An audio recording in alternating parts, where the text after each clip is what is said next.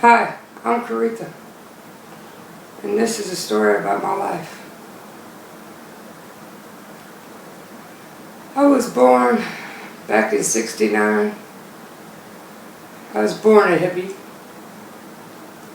but my mom and dad were trying to have a little girl in the early '60s.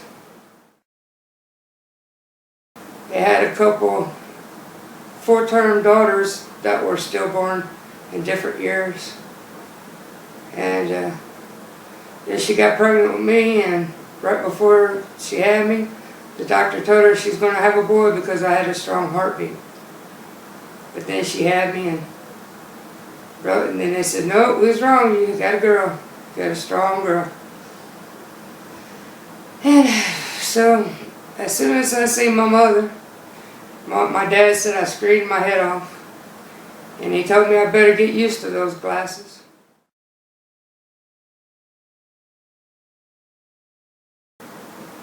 And that's how I came in this world.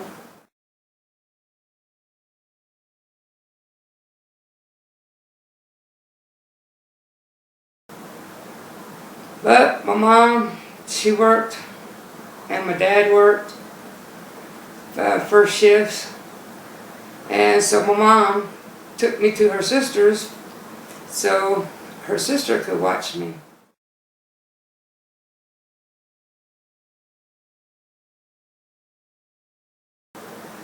And I was being watched by my aunt for 11 years, the first 11 years of my life.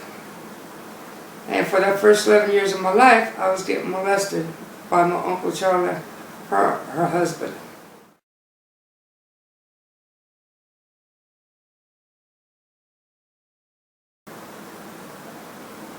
I didn't find out till many, many years later that her and my mother both knew that he molested his own stepdaughter when she was 13, before I was even thought of. But he said he was sorry and he wouldn't do it again, and that he was in love with her. And pretty much they blamed her, my cousin, Kelly. Her mama even treated her like she was the other woman. And so as soon as Kelly could, she got out of the house. She got married and left home. And never really came back much after that. And I don't blame her. My mom and dad divorced when I was 5. Me and Mom, we moved to the west side. And Dad stayed on the east side. That's when I had to start wearing glasses. And I met my best friend Keitsa there. Me and her did everything together. I miss not being with my dad. Only got to see him on the weekends. But then when I turned 11, my mom and dad got remarried. And Daddy moved to the west side. Because Mom going to make sure she had a house this time. She wasn't going to get kicked out of that house anymore. After 11 years, at 11 years old, I started drinking and doing drugs. And so I didn't need a babysitter anymore. At least that's what my parents thought. And so I didn't have to go to my aunt and uncles, and so that meant I didn't have to get molested anymore, which is great. Best thing ever happened. But with me being 11 and 12, 13, 14-year-old, doing drugs and drinking, all the boys in the neighborhood took advantage of me. I was even gang banged a couple of times. I think I was maybe 13, 14. I still remember their faces. I can just close my eyes and I'm right back there, again. But I can't blame them because, I was messed up. So. Well, during this time, I met a guy. He was awesome. He was pretty much my first love. And we got together and stayed together for a while, and then we broke up. I started seeing Mark, and my friend Pam started seeing Arlen. And we all ran away one day. And we ran away for some hours, and then we got hungry and said, hey, let's go to my mom's house. Ain't nobody there. So we went to my mom's house, got something to eat. We sitting around and pulled these spare keys out of the chair and said, hey, let's steal this car. I got, my friend Tanya, I got her uncle's car keys, let's steal his car. It was I think it was a 78 red Camaro. And so we stole the car, and at first Mark was driving before I got in, and he was sideswiping everything. And I said, I ain't getting in the car with him driving. You drive, Arlen. And so Arlen drove. And Arlen, he was doing donuts on 2 wheels in Hardy's parking lot. We come out of there, we come up on Warman, and cops was behind us. We was going 110, we jumped the railroad tracks like Dukes of Hazzard. Then we sideswiped the bridge, and then we come to T, and cops was behind us, coming this way, coming that way, and he tries to turn the corner going 110. Well, he flipped the car 4 times. And we went between these 2 telephone posts, was just big enough for us to get through. And it stopped 5 inches from an electricity plant, which would have totally blew us all the way, totally. So totally I believe in God, and I know God was the only one that could have stopped that car like he did. And, he just thought we was just a bunch of dumb kids. The cops, there was like 20 cops had their guns out, put our hands up. We had to crawl out the windows. The car was a mess. Landed on its wheels, I don't know how that happened. God, definitely God. And so, all they found on Arlen was a fishing license, so we all got locked up, and I got girls' school suspended commitment, and had to pay restitution and everything. And you'd think they'd keep me out of trouble, but nah, I quit going to school, and they got me for truancy. And I was, this when I was still 14, and so they said, well, you can go to girls' school or you can go to treatment center. I said, well, which one can I smoke cigarettes at? Because my dad, he let me start smoking when I was 12 because he said I was going to burn the house down, so he just let me smoke. My mom was mad about it, but nothing she could do. Because I started smoking cigarettes when I was 5. That's how old I was when I had my first cigarette. So by 12, I was definitely a daily smoker. And so I went to treatment center at 14. I went to Fairbanks, and I was in there. I had no intention on quitting doing anything. I was just rebellious and just didn't care about nothing, not a thing, especially not myself. And so I was in treatment center, and I remember we had a family intervention that was just, oh my God, it was the worst thing ever. And it never ever happened again, thank God.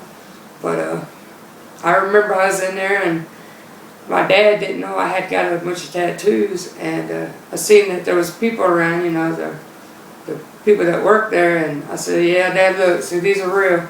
So I knew he couldn't kill me.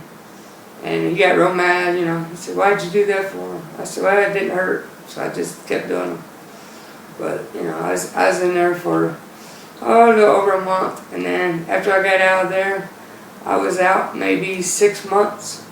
And Johnny James across the street called me, and he said, hey, Coretha, hey, your dad just got murdered.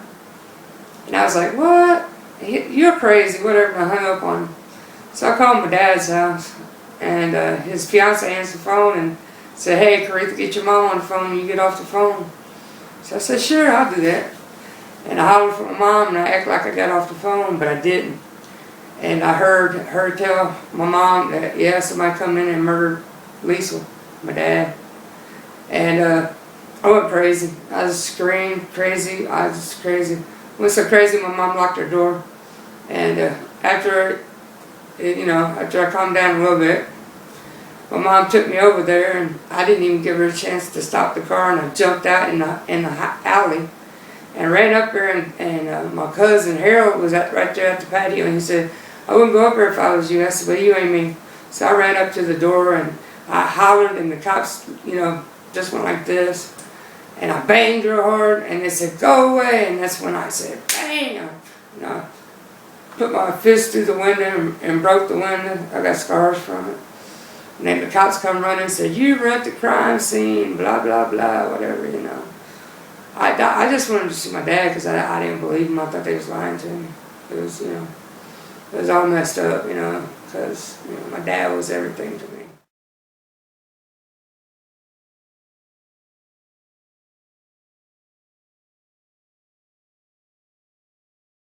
He was the only thing that was normal. He would watch TV with me. He'd give me hugs. He showed me love. He'd do things with me. He encouraged me.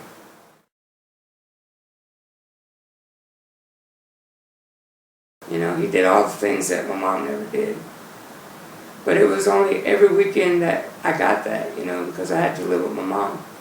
But she wouldn't let me live with my dad. She loved to have control. It was always about control. So my mom, I jumped out there and I ran, and after I busted the window, the cops come out there and wrapped my hand, and so my mom had to take me to get stitches. So I went and got stitches, and then I got home.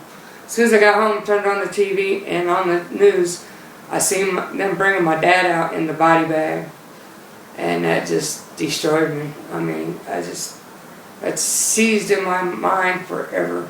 You know, it just really messed me up. I was already messed up on drugs real good, so after this happened, I really got into a lot of drinking and a lot of acid and Quaaludes and, you know, speed and, you know, stuff like that. And, you know, it was really hard. And so after my dad got murdered, my mom and her sixth husband and me moved in my dad's house. And we was there about 6 months, and my mom said, "Well, Jerry don't like living here, so we're going to go back to the west side. You stay here." At 15, you know, me and my mom liked this anyway. You know, we was never close. I was like, "Okay, whatever. See you later, whatever." And so my mom left me in the house where my dad got murdered at. And so I had to stay drunk and high and stuff just to be able to stay in that house. I remember at times I'd get drunk and go in his bedroom and pull down the paneling just to see the bullet holes, you know. The cops figured out it was Gary, his son that murdered him, my older half-brother. He was sentenced 70 years, but got out after only 15 years. The last time I talked to him was the day he went to jail. I told him to tell me he didn't do it, so he lied to me and told me he didn't do it. He made me leave the courtroom before he would confess, though. Our dad killed Gary's mother, brother, and sister in a car wreck in which he was probably drinking. He was charged with a vehicle homicide. So I could see where Gary's anger came from, and I can forgive him now. But for 20 years, I really messed myself up with it, you know. I let it drive me mad pretty much. So, but I was in that house for about 13 years. And I'd rented my basement out because, see, when I think I was 16, there was a girl across the street, and they had moved in, and she had gotten pregnant. Her mama kicked her out, so I said, "Hey, you know, I got this whole house, come on over." So she moved in with me, and so I was about, I'd say 16. So I'd say 10 years after that, I was renting my basement to her and her boyfriend, and we was all drinking together one night. He just got up and knocked her down for no reason. And I just don't care for, you know, men hitting women. When I was 11 and 12, my mom's fifth husband was an alcoholic, and he beat her to a pulp. I was afraid to even come home at night, afraid I was going to come and find her dead, you know. So the times I was there and he started fighting, I'd start fighting him because I was a big 11 and 12-year-old, so I'd fight him to get him off of her. At least I knew. At least he wasn't hurting her when he was, you know, hurting me. But I could handle it. I could take it. Or at least I took it, you know. And I remember one night he took a gun and he started shooting up the house. He shot the TV, and then he started shooting at us. Me and my mom ran out the door, running down the neighborhood. And we hid on a porch, and the cops came. And all they did was take his gun. I couldn't believe it, but, you know. But I went through that for 2.5 years with that stepfather, ex-stepfather now. But it was hard. It was hard to deal with that. And my mom always thought she could change you. You can't change anybody but yourself, and that's a fact. But so yeah, I was ripping my basement out to him, and you know, he got up and knocked her down for no reason. So I stood up and I said, "Won't you chill the F out," you know? And next thing I know, I see an arm. I'm like, man, I grew up on wrestling. I ain't gonna get me in no headlock. So I moved, and when I moved, he only got me from here to here. But he was trying to go ear to ear. He was trying to kill me. And so he cut my throat, and I didn't realize it until I felt something went. I'm like, oh my God, he cut me. You know, and he ran and hid outside behind the garage. But the cops came, took him, and they charged him with a D felony, assault with a deadly weapon. I thought it was crazy, so I went up there in front of the judge fighting it, you know, to get the charges raised. And they finally raised him to a C felony. But less than a month after he cut my throat, it was on my birthday, and I was like, I don't want to go home because my roommate wasn't home at the time, you know. It was, you know, I'd been home alone. And the guy that cut my throat was living right across the street. So I tried to go to a small town in Indiana, to a friend's house, and crash there for the night, you know. But before I got there, a friend of mine gave me a Flexeril, and I didn't realize what it was. Because people would give me pills back when I was young, I'd just take them. I wouldn't even care what they was. Which was very stupid now that I know, you know, think about it. But yeah, I took a Flexeril, and the road got bumpy, and my dad did that one time going to Kentucky off the road.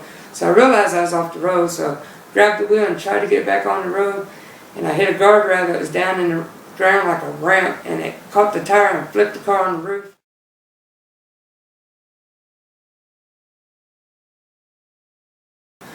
And I was half ejected, and it went about half a mile down the road, sparks everywhere. And after it stopped, I seen that it was upside down. I'm like, oh my God, my car's upside down, it's going to blow up, I better move. And I go to move, and I couldn't move. I was like, oh my God, I'm dead. So I'm waiting, I'm looking around, I'm like, where's the bright lights? Where's my dad? What's the matter? You know, what's going on? And then I realized, oh, Mama was right. Mama said you die drunk, you go to hell. So I'm waiting for, you know, flames and the devil and all that, you know. But here come a fire truck, and they got me out of my car, and then they put me in a helicopter, and I figured, well, they don't put dead people in a helicopter, so.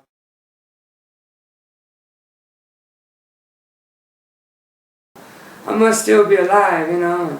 So they lifelined me to Methodist Hospital, and I broke my C6, C7, and I was on life support for 5 days.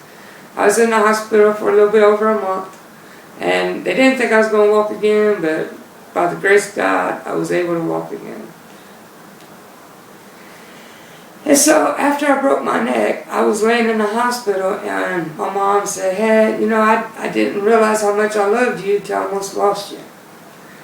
And I think I felt the same way toward me. I really, after that happened to me, I realized, hey, I want to live. I want to love me. I want to, you know, I want to do what, you know, better myself and be the best I can be, you know. You know, I really wanted to have dreams and goals and stuff. So my life started changing then after I broke my neck. You know, I was 348 pounds when I broke my neck. And I had always been overweight ever since I was 5 years old. So I started fighting to get, you know, the weight loss surgery, you know. Trying every diet, I tried every diet in the world, you know. And it was a yo-yo, off, back, you know, drop some, gain it back for, you know how it goes. And so, but I kept working on myself, you know, but I was still in Indiana, you know, at the time. But I was like, well, you know, I need to, you know, I need to find a way to leave this house. I got to get out of this house before it kills me. They will move to the west side, to a cute little house. And her mama was, you know, not well, and, you know, her health was getting worse. And so I helped Mary move her mama down to Florida. And then I thought, whoa, and I was 28 at the time. And we stopped and seen the ocean. Oh my God. The ocean was so beautiful. So beautiful.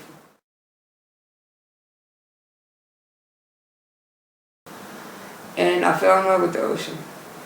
So we got her moved and everything, and then we went back to Indianapolis, and about 6 months later, Mary says, well, I'm going to move down there with my mom. And I looked at her and I said, well, can I go? And she said, sure. And that's how I got out of Indiana. That was the best thing that ever happened to me, because I believe if I was still in Indiana, I'd have been dead real soon after that, because I just kept screwing up and screwing up and screwing up, you know. And it's very depressing back there in Indiana, and, you know, with everything that happened to me and everything. So I moved down here to Florida, and we moved in with her mom, and we loved it. It was awesome. We had the ocean, St. Augustine. We went fishing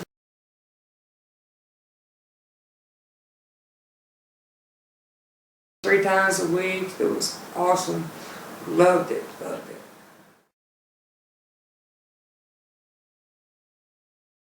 Started staying in my car.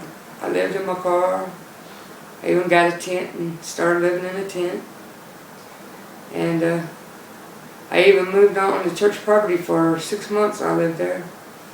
But during this time, my cousin, he was schizophrenia, and he quit taking his meds, and he shot and killed his mom 3 times with .357. And then he left the house, and he told his brother, you better leave, I'm gonna kill you too.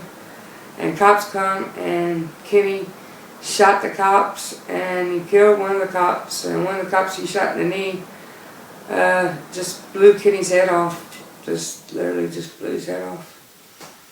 And it was really dramatic, because I've, you know, dealt with murder before. And this was really hitting home, because Kenny was more like a brother to me than a cousin. And Alice was more like a mom to me than an aunt, so.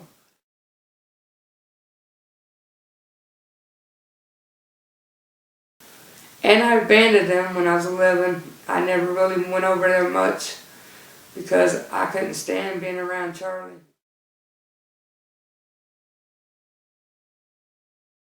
I couldn't handle it. So I didn't come around much, and I always felt guilty for not going around him. And Kenny didn't ever realize why I didn't, you know, come around no more. He never understood it, and I'm sure it messed with him dearly. And I believe, you know, I blame myself some on how messed up he was, you know. It was my fault, you know. But with all that happening, I had to go back to Indiana for everybody's funeral, for my aunt and my cousin's funeral. And while I was there, I seen his half-sister, Kelly, the one that was molested by her uncle, or her stepfather, my uncle. And we got to talking, and she said, well, you know, your dad molested me too. And I couldn't believe it, you know, and I know she didn't. I wouldn't lie to me, and I know she was telling me the truth. And it just killed me. It just really killed me, because it'd been 20 years after my dad had been murdered. And for 20 years I wanted to die. I wanted to be with my dad. I just wanted to die. I never lived, never tried, never hoped, never wished, never nothing. I just, you know, existed, you know, barely, you know. And after I found out about that, you know, about my dad being a child molester, on his birthday I went and made my will out on his birthday and bought a gun on his birthday. And then later on, I got really drunk. I took probably 10 lower tabs in that day and drank a couple pints. So I took that gun, trying to get it in my mouth to blow my brains out, but it went off before I got it to my mouth, because my spinal cord damage, I can't feel my hands. And I only had 1 bullet, so I had to just put the gun in the trunk and, you know, give up. But the cops came, and they pretty much tackled me, 6 of them, and made my whole face 1 big old bruise. My eye was closed. They messed me up pretty good. And so I was in jail. I did 4 months in jail, 3 years felony probation. And this has been 10 years ago, and I'm still a felon to this day. But I, you know, didn't mean to hit my friend's trailer up in her ceiling. I felt totally bad about that, you know. I'm just glad nobody was hurt, you know. But it did devastate me realizing my dad was a child molester, and I wasted 20 years of my life for a child molester. Because I really hate child molesters, you know. I despise them. See, my dad was next to God, and now he's down next to the devil. And it changed me. It changed me. I think it changed me for the better even, you know. You know, I had to, you know, move on and say, okay, this chapter of my life is over, and I'm going to start anew. And I'm going to become the person I was always supposed to be, and I'm going to be nothing like my father or my mother. I'm going to be myself, you know. And so after that happened, I tried to, you know, slow down on the drinking. Literally had to, you know, figure out, you know, what I needed to do. So I got a lot of help mentally, you know, spiritually, you know. My reverend's been there for me from day one.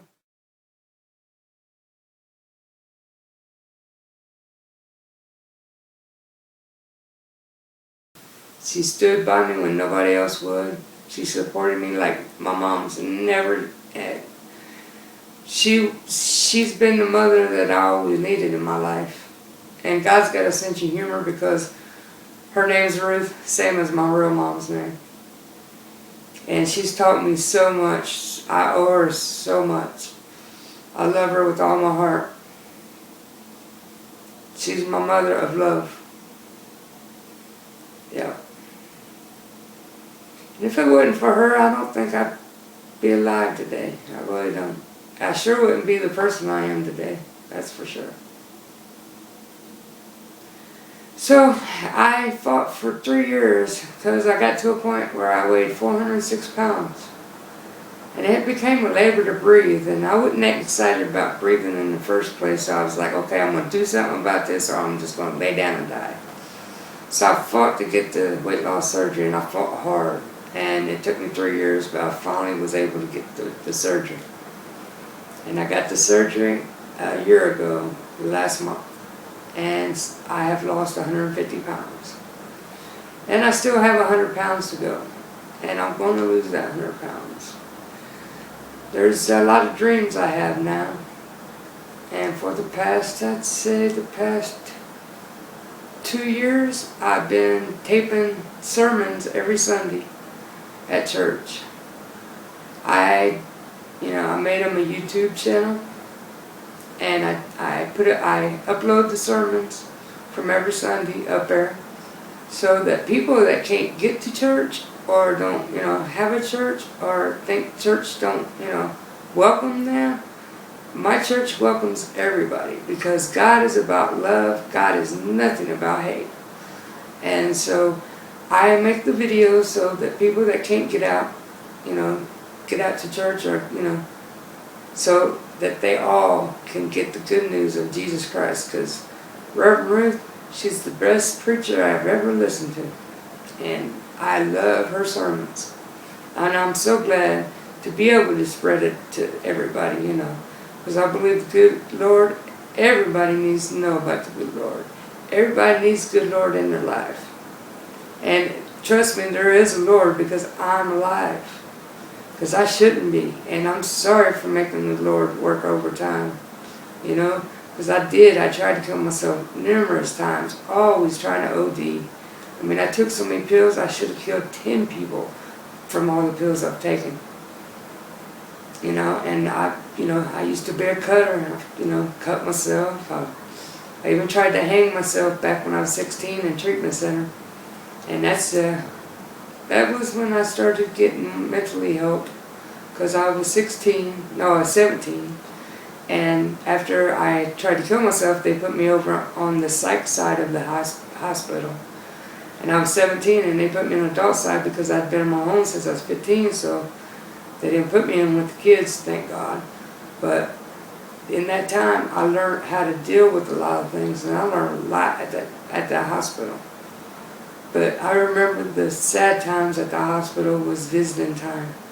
it was, you know, it was always visiting hours. Everybody would get visitors, you know, almost everybody. And every visiting hour, a nurse or something would come over and sit with me. Because they always knew that there was nobody going to come see Coretha, you know. So, hey, I'm going to go hang with her, you know, so she don't feel so lonely, you know.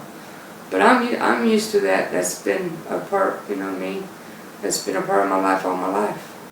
Yeah, growing up, I didn't have much family. On my mom's side, only had her sister, and she had a half-brother we only seen every once in a while. But her sister I seen all the time, you know.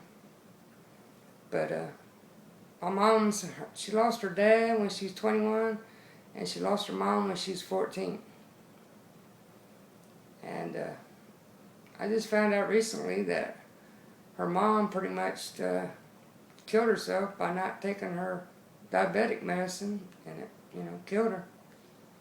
And but they died way before I was thought of, so I never met them. So on mom's side, there wasn't much family at all. It was just her sister pretty much, and you know, her half brother every now and then.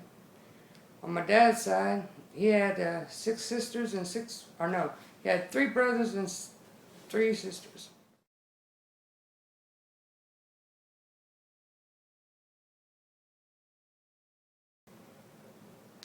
And his mom and dad was alive. And so every May 28th, my dad would come and get me, and we'd go to Kentucky every May 28th. He'd take me to Grandma's, and then he'd go to Tennessee and get drunk.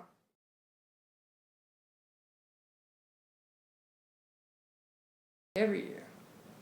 He'd also take me hunting and take me fishing and stuff.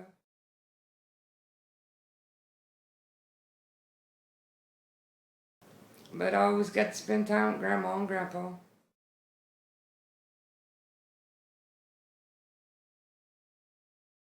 You know? But it was only a one time a year family, you know. That's the only time I seen that family was once a year, you know, for a week. So, you know, I didn't really have a lot of family when I was, you know, growing up, you know. And my 2 cousins, they was more like brothers, because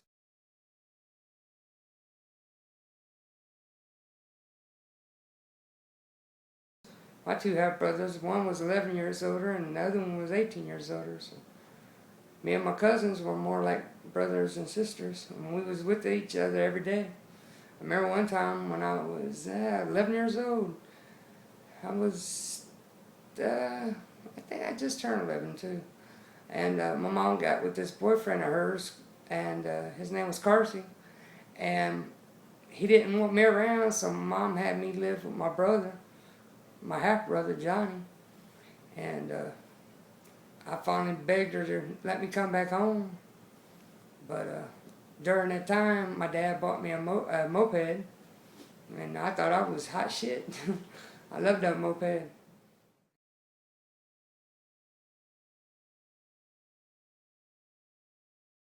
I never wrecked that moped, but everybody else that got on that moped, they wrecked it every time. Every time. But, yeah, so, you know, I didn't have a lot of family growing up. And then after, you know, after I was 15 and my dad got murdered, I didn't see the Bryant, you know, his side of the family until I was 22. And after 22, I never did see them again. They pretty much disowned me because I was gay. But Grandma died, and I tried to get to her funeral, and a friend of mine, Robert, he had to stop in Ohio first before Kentucky, and I ended up getting drunk, and his friend ripped me off and didn't have enough money to get to Kentucky to the funeral.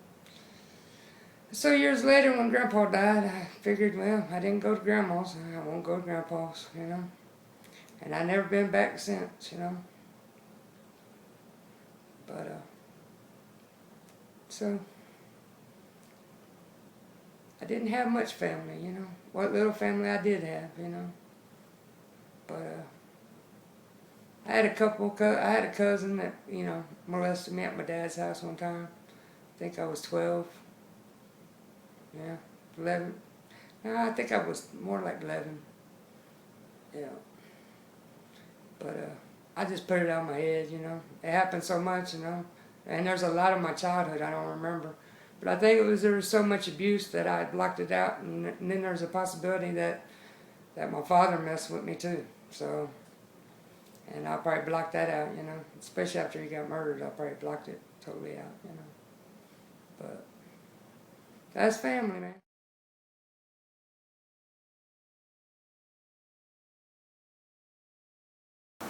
It's something you kind of get used to, I'm kind of getting older now. I'm tired of being lonely, I've been single for 14 years because I wanted to work on myself. I knew I had to love myself before anybody else could, And I've been single and celibate for 14 years now, and I'm ready to, find my soulmate, and have a family I never had, But for now, I got my faith family. Thank God for my faith family, and thank God for all my friends, growing up. I always had my friends in my life, and I spent time with their family, and that made me feel like I was part of a family. And I miss all of my friends from back in my day, back in my childhood days. Like Terry, Sandy and Terry, they were sisters, and we knew each other since we was toddlers.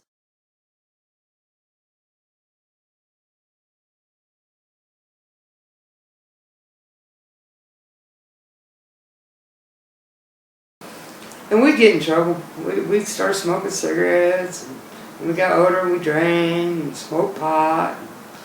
I was worse than they were. I did a lot more than they did and stuff. But we was the Three Musketeers. We did everything together. We'd seen each other every day and went to school together. And they only lived 4 houses down. And we was real close. And then when I was 21, 22, I got in a relationship that was very, destructive. And I kind of, turned away from all my friends, kind of shut everybody out, which I regret still to this day. But I shut everybody out, and see, back in the early 2000s, Terry, she was my best friend.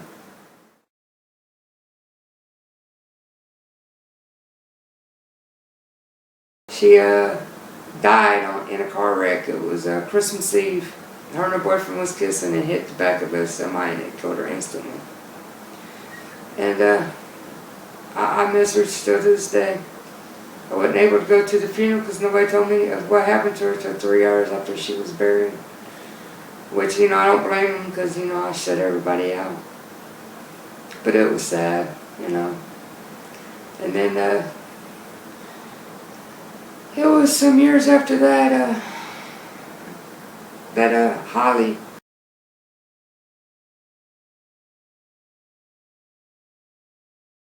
my friend, her boyfriend that cut my throat, she accidentally had overdosed and died. And so we never got to connect back together, Because I thought she hated me and she thought I hated her, But I miss her too. She was a really good friend. And then there's Robin.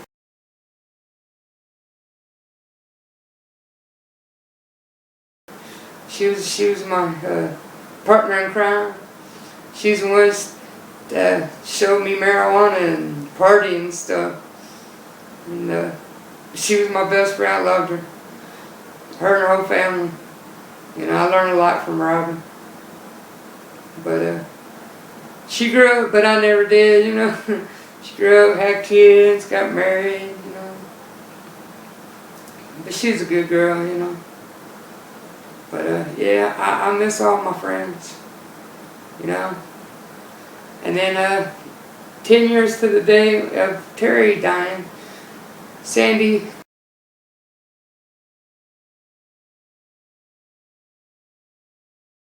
come up missing. And still to this day, she's still missing. It's been 4 years. And there's 10 other women missing in Indianapolis, She got messed up on drugs, got messed up on crack, and started prostituting. And so somebody's killing prostitutes in Indianapolis, and she's one of them. And so I wish there was something I can do for her, you know. It's something to, you know, make them do something, because they're not doing anything for her case. They're not, you know, it's been in the news maybe 3 or 4 times the whole time. You know, it's just, you know, how it works, you know. But I want to, you know, say a big thank you to all my friends. They're all in heaven pretty much. But all my friends, you were my family when I was growing up, you know. You showed me love and support that I wouldn't get in that home. And I want to thank you from the bottom of my heart, you know, for that. And then there's my friend Vanita. Boy, she was my best friend for years. And she had 4 girls. And then we'd take the girls and go play pool every day for 3 hours. We did a lot of good things together. A lot of fun things. And I miss the Christmases. I'd go over there and watch the girls open their presents. I sure do miss that. Then there's Bobby. She's my best friend. She means the world to me. For the past few years, she's had me over at Christmas time because she knows I have nowhere else to go. And they get me gifts. And her mom always gets me something Marilyn Monroe. But yeah, they are like my second family. Heck, I remember at 14, a friend of mine got a big sister, and I was like, whoa, I want a big sister. So I signed up for one, but since my parents had good jobs, I was at the end of the list. And so, you know, my dad got murdered before I was even able to get a big sister. So I never did have a big sister. But I got Reverend Ruth, and she, you know, she's my mentor for sure. And I got to thank her for where I'm at now. You know.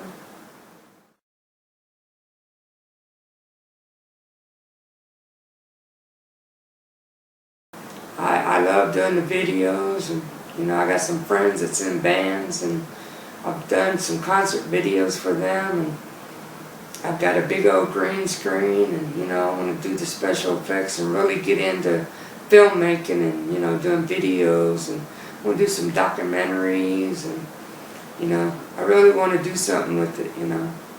You know, I do volunteer work, you know, with graphics and making posters for my church and stuff, and I really like doing that. I love the, you know, taking pictures and, you know, video, of course. And I'm an artist. I write poetry. I write songs. I draw. I'm crafty. I do any kind of craft you can think of, except I don't crochet or knit. But wood burning, you know, all that kind of stuff, I do that. Leather work. And I'm getting ready to teach myself tattooing. I got me a tattoo gun and kit and all, because I want some sleeves. And so I'm real crafty, you know. I'm Aries. I guess that's where the creativity comes. But I've always, you know, loved doing that, and I love music. And I play bass. I play bass in my church band. And one day I'd like to get in my own band, you know. But I love music. I always loved music. Music helped soothe my soul, you know. It helped me get me through the hard times, you know. Some good old Led Zeppelin, Pink Floyd, you know, Black Sabbath. Yeah. But yeah, my life, I've been through a lot, you know. Heck, I remember one time I was 17. I just turned 17. Some guys come to my house at 1 o'clock in the morning, and I had looked out. I hadn't had my glasses on, but I thought I'd known them. I thought I'd recognize them. Opened the door, I didn't recognize them. They put a gun to my head, and they tied me and Holly up. And at the time, Kelly was only 5 months old.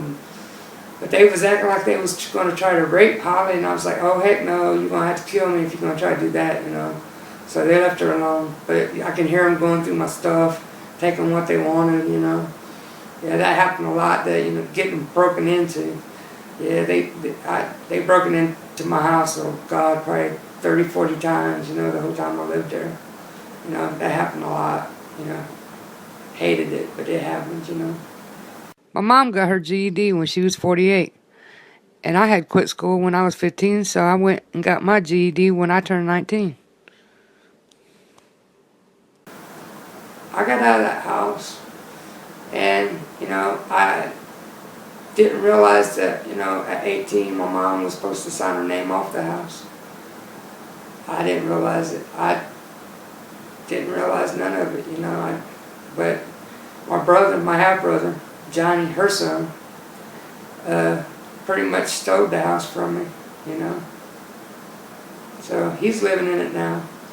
And my mom was always mad because she said I was too good. That's why I wouldn't live there, because I was too good to live there. No, it drove me crazy, lady, So I had to get out, So, here I've been homeless, and barely making it where I live now. Now my rents went up. And it's just a mess, But I'm still here. I'm still struggling. I have my moments. My life is very lonely. I'm trying to learn how to be social. I've always been poor, I've lived on less than $1,000 a month all my life. But I remember as a kid, my parents would give me money instead of, showing me love or, doing something with me. They just hand me money. So, money didn't ever mean that much to me. I know you need it to live, but I'd rather have love any day than money. But I still struggle every day. I have bipolar. I have my good days and I have my bad days. But I just want to tell my story so others can see, hey, if she can make it through all that, heck, what I'm going through ain't nothing, And show that, yeah, you can make it, you can make it through anything in this whole world. Just don't give up, Don't give up that last 5 seconds. Because that might be just the time that, your miracle comes, And we're all here for a reason, and everything happens for a reason. I'm still here for a reason. And I hope my story helps somebody out there. If it helps just one person, I've done my job. So hang in there. We're here for a reason. Just don't give up. Peace out. There's a house in the city.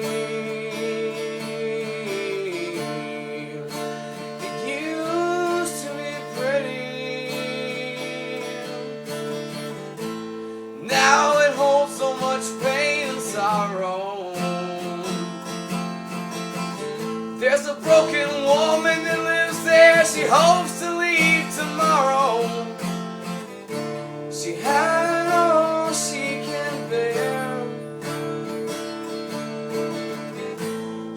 12 years ago, she had to make it home. Inside there's where her father died. Her brother killed him with a 45.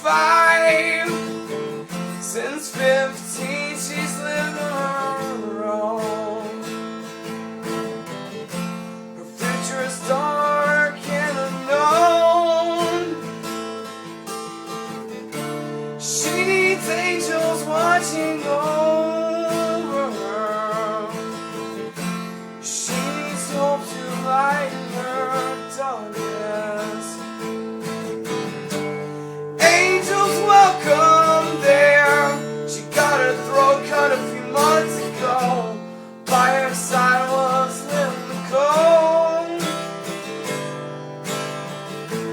In the house where she lay, not wanting to die there, so she prayed. The angels came to her. She couldn't see that they were there.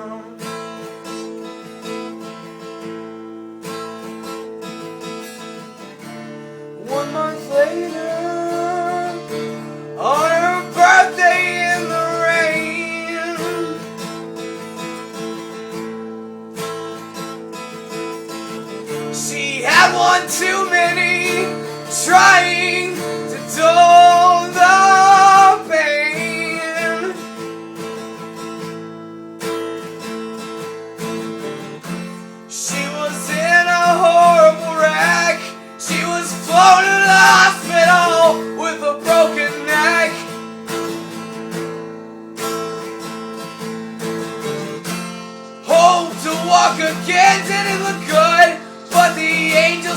hope so she could